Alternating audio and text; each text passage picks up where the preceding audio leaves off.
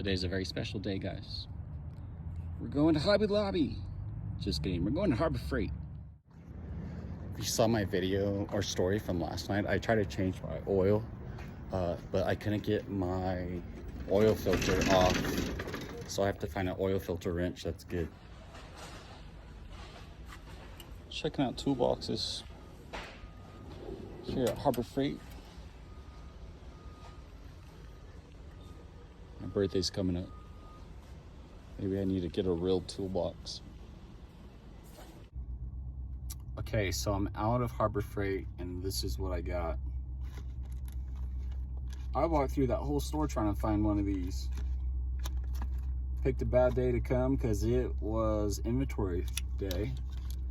But I got this, got some funnels, and some stacking bins that were like $2. So there we go. I'm all set.